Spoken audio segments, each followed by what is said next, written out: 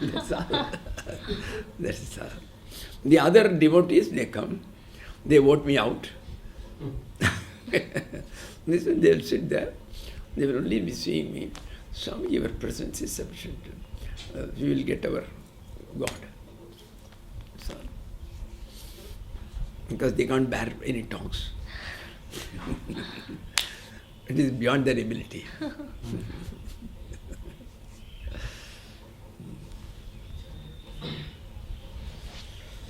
Oh, all right. So, Swamiji, if you have some little voice left, could you speak about the significance or the necessity for and the glory of Om? The glory of Om. You see, the French mother who was with Aurobindo, she was once asked, Mother, tell us what is Om. She said, Om is the signature of the Lord. She said, now you have lakhs of rupees in your bank. You just say, I have forgotten my checkbook, please give me 100 rupees. They won't give you. You just put your signature on a check and send it in a donkey's back. They will give you 100 rupees. So it is the signature which counts. Next to the name is the signature of the Lord. More important. So this is what she told. And a similar question was put to Bhagavad Ramana. They took a notebook and they said, please write something about Om. It was about 75 pages notebook. They thought he cannot write more than that. Bhagavan wrote only one shloka, a small couplet. The couplet was, Yekam aksharam bhasate swayam hridi nirantaram likhyate katham. He said, this is only one akshara. This is because in some parts of Maharashtra and so many people in the north also, they think when they pronounce Om, they start with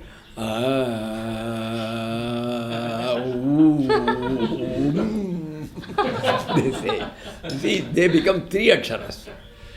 You see, this is because in Mandukya Upanishad, he has divided them into three portions and then he says the glory of her, the glory of who and the glory of ma. It's all a sort of a metaphorical representation of his glory.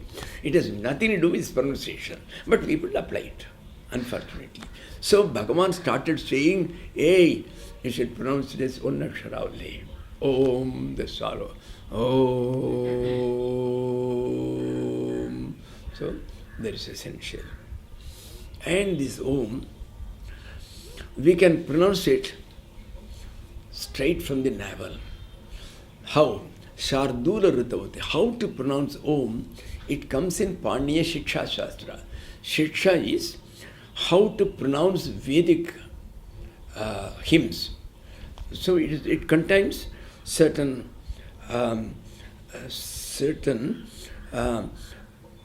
minimum injunctions as to how to pronounce of the Vedic. You can't chant it like anything as you want. So it gives for that purpose. And there it says that normally when we do for our meditation purpose or anything else, Shardula Rutavati, like the roar of a tiger. So the tiger, how does it roar? Oh, it comes from the navel, from the Nabhi Pradesha. So similarly, your Om should start Om.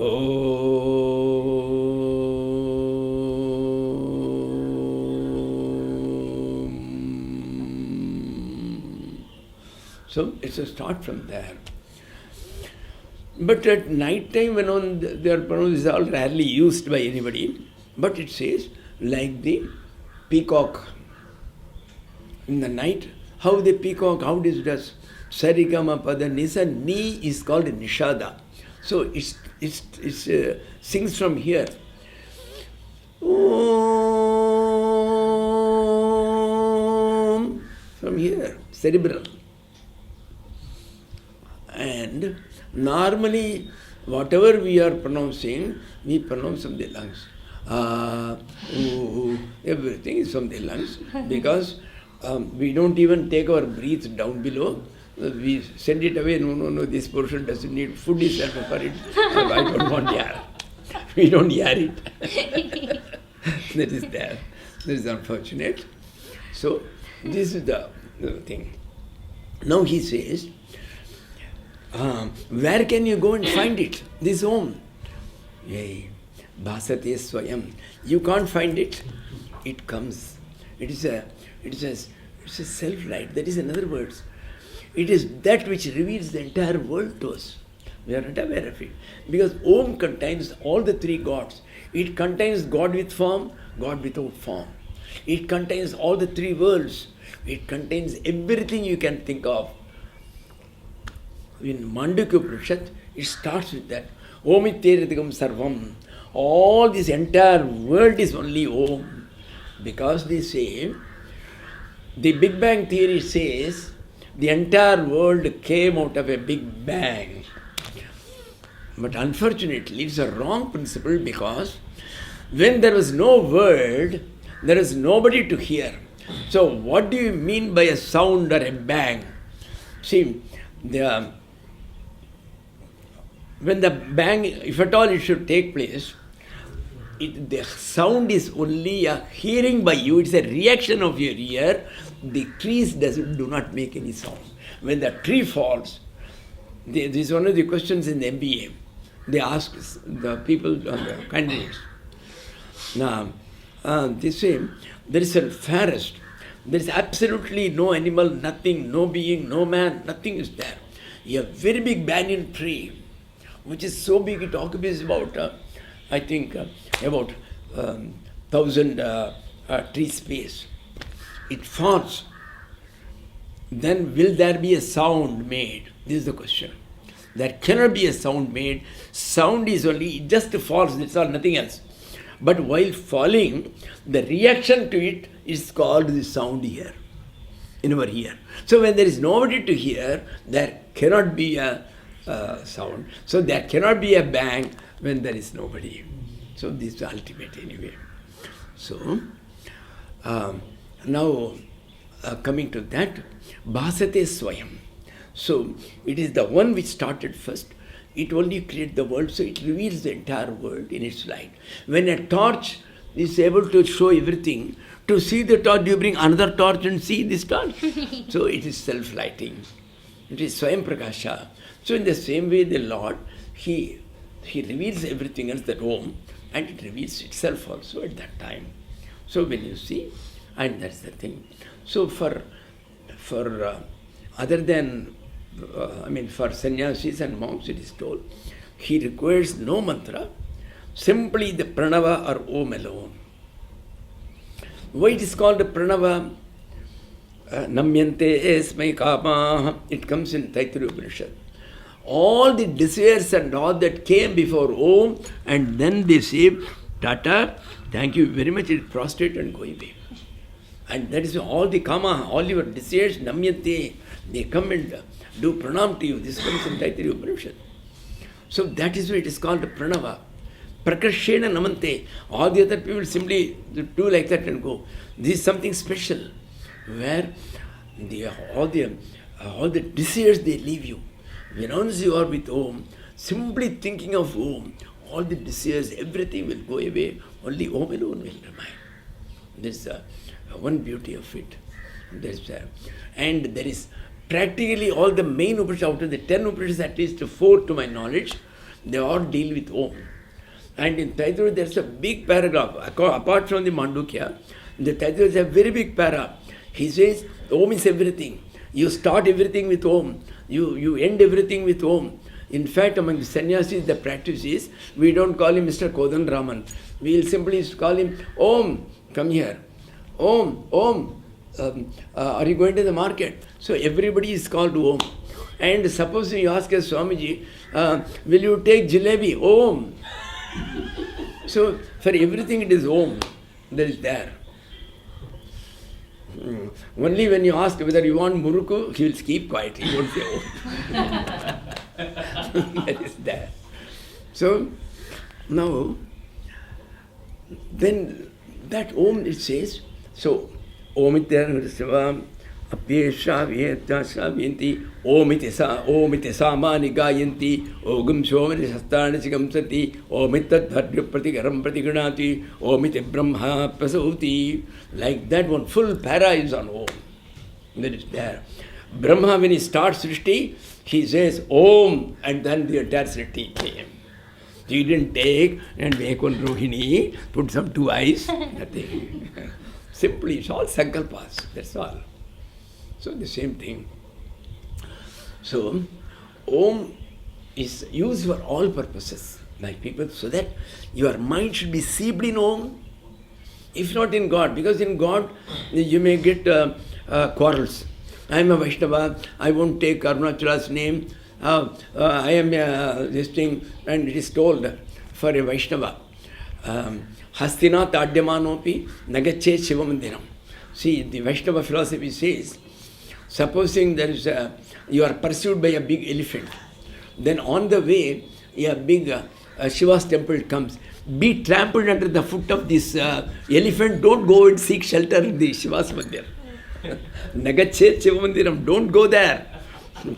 Hastina Tadyamanopi. Even if you are pursued, better die. It is much better. We will get you Vaikuntha, but don't go there. You will get Naraka.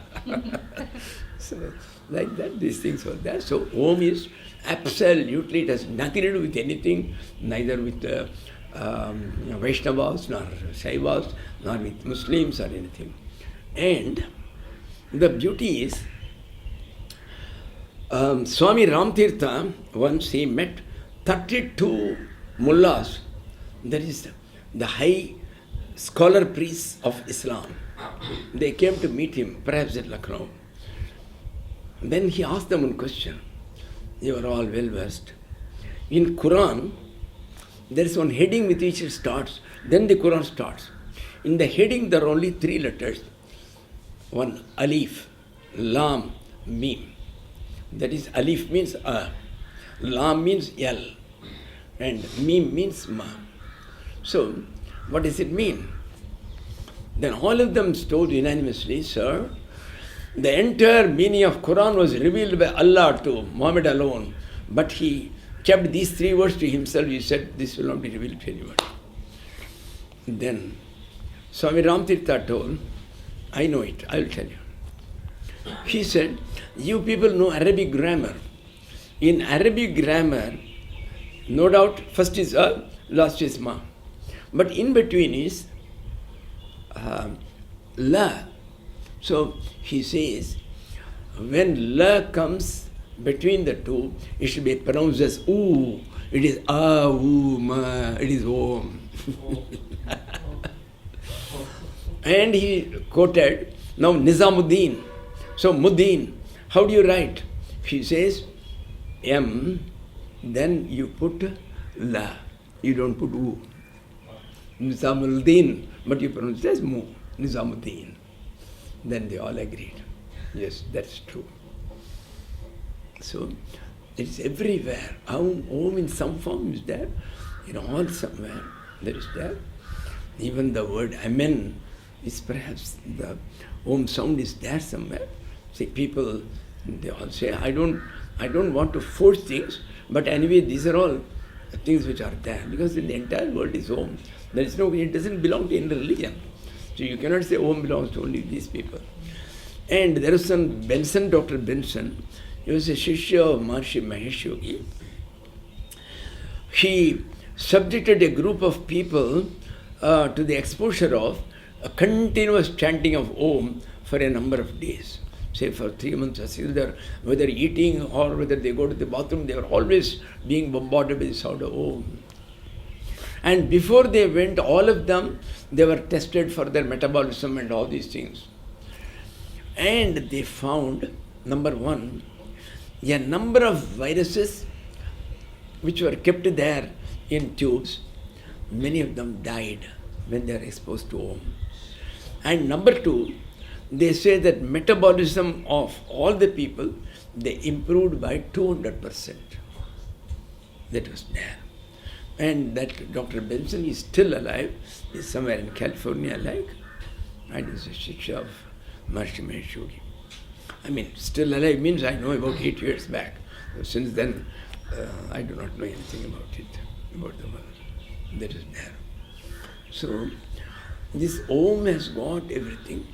And Omit Ekaksharam Brahma, Vyaharan Ma Manasparan, in Gita at one place he says, simply, this, what is this Om? It is the Ekaksharam Brahma. It is the final totality, the Parabrahma or the Supreme Being, in one Akshara alone. It is contained, it is a capsule. It's an instant mini capsule containing the entirety. That is there. And if only you go on telling it, Vyaharan Ma Manusmaran, you think of the Lord, that this represents the Lord, and then you go on telling the entire Om.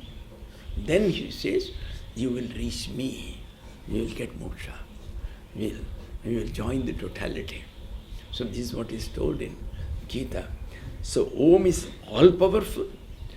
That alone is capable of giving you moksha if you go on chanting and thinking of it. That's one of the methods of reaching the Lord. And Bhagavan finally he said, where do you find it? She says, Hridi Nirantaram. It is going on seen in your spiritual heart. There it doesn't mean the fleshy heart. Hridi Nirantaram, at all times you can see. Then, Likhyate Katham. What shall I write further? That's all. How can I write more? That's all. This is what he told. While Shantananda had talked for 1 hour about it, while Bhagavan himself told only in one couplet. And he said it cannot be told more. Anyway.